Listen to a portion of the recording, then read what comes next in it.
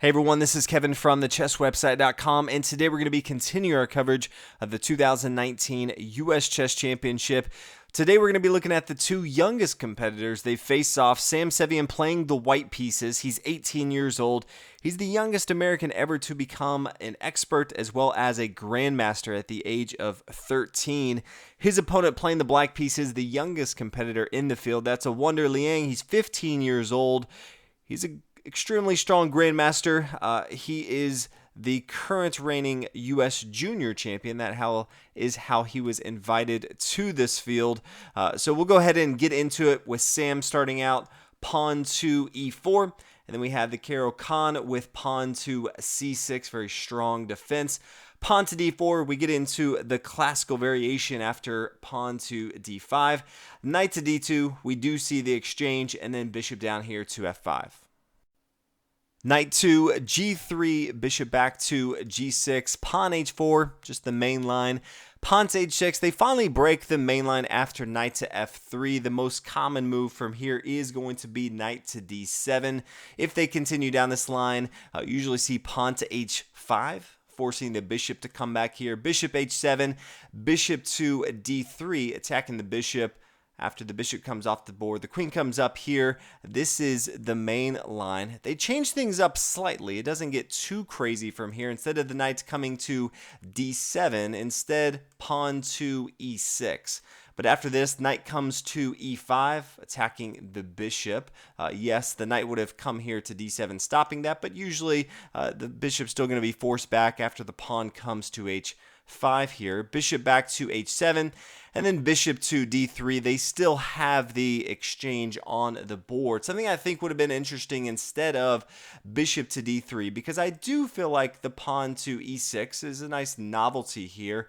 But queen to h5 seems pretty interesting, putting a lot of pressure on the king side of the board.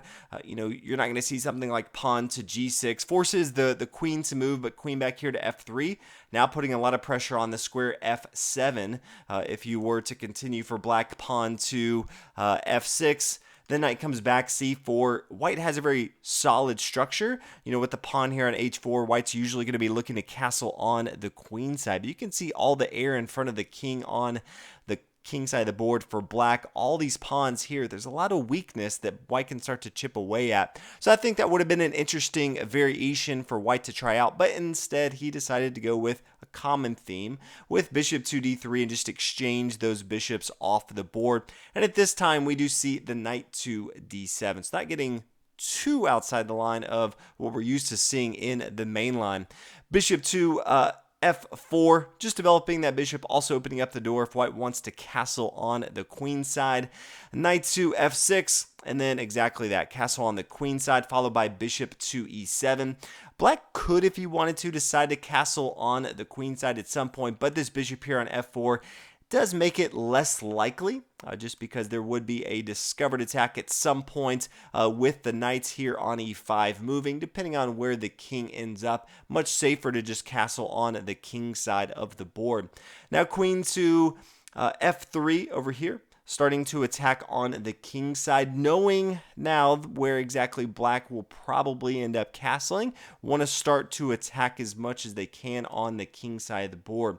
So one side attacks on the king side, black's going to go ahead and send his forces over to the queen side of the board. So queen to a5, immediately met with king to b1, protecting this pawn here on a2.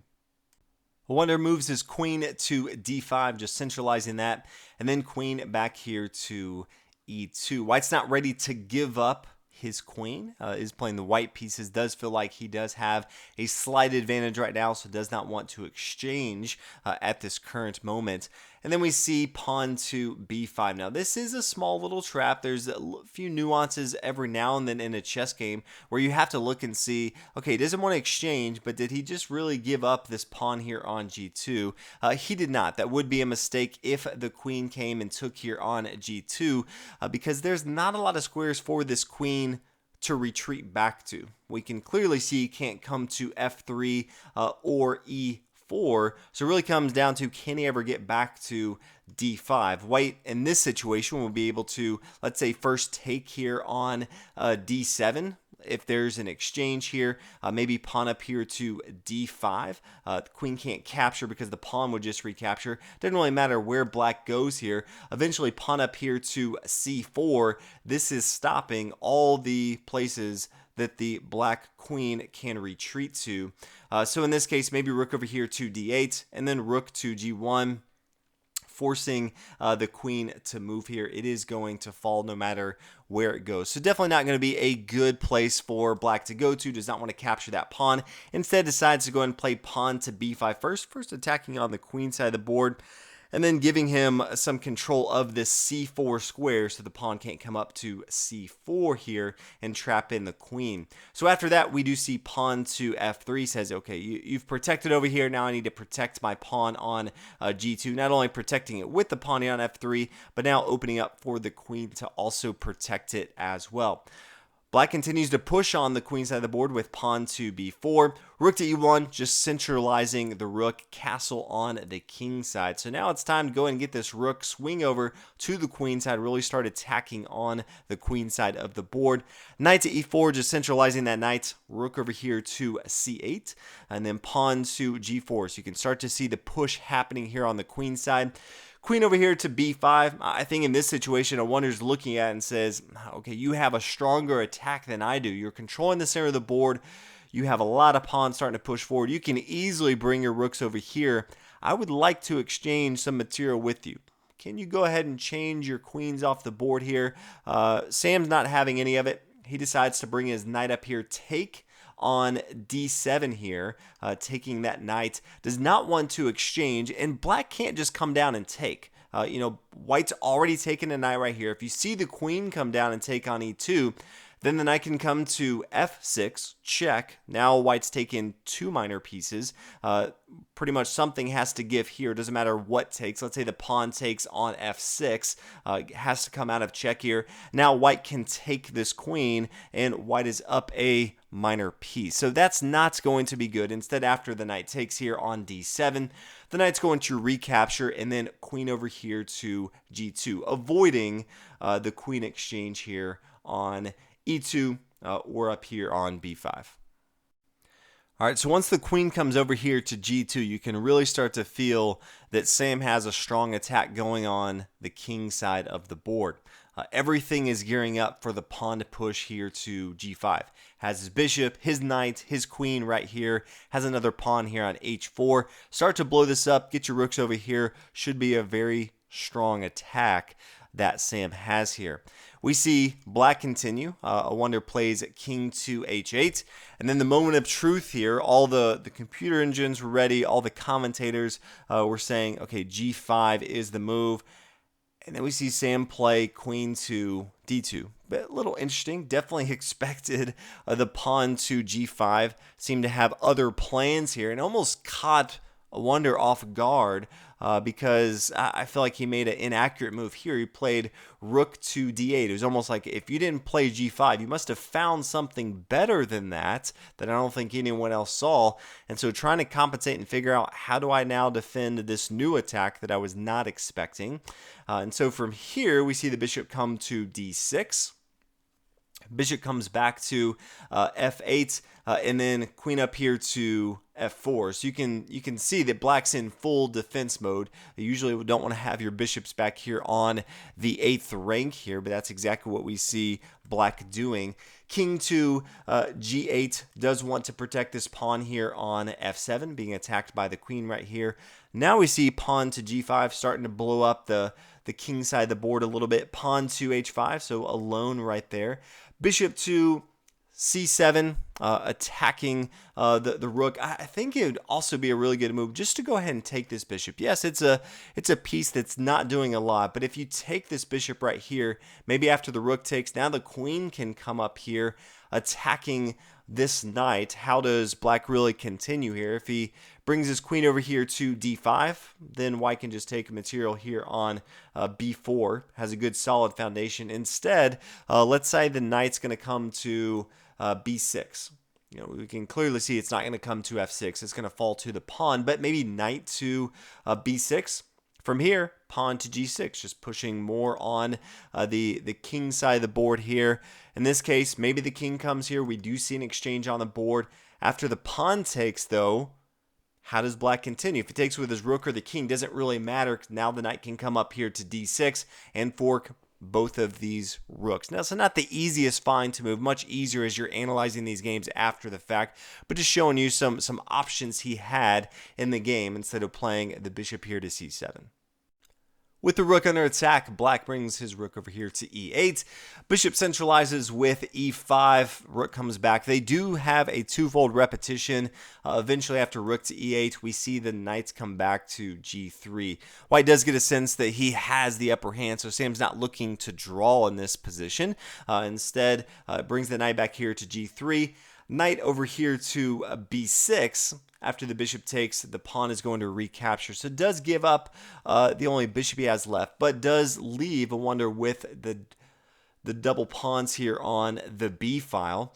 Knight takes on h5, rook over here to d8, rook to e5, attacking the queen, and then rook down here to d5. Now, as far as how white wants to continue in this spot, has a few options here, but decides to go and bring his rook over here to g1. I think another option instead of this is absolutely just to play knight to f6. Because how does black really continue here? If he takes with his pawn right here, then just the pawn's going to recapture. If the rook takes, hey, that's fine. The pawn's going to take here. But then you're going to start to swing his rook over here. There's no way to really stop this. Maybe king to h7. Queen up here, g5. You can start to see here that things are going extremely bad for black. You can always bring your rook here to g7. It is, this bishop can't take it because it's being pinned down by the queen. This is also threatening queen to f7. So things are extremely bad. So knight to f6, I think, is a stronger move. But decides to go and play rook here to g1. Then the rook takes. We do see an exchange on the board. Pawn takes on e5. Not willing to give up the queen just yet.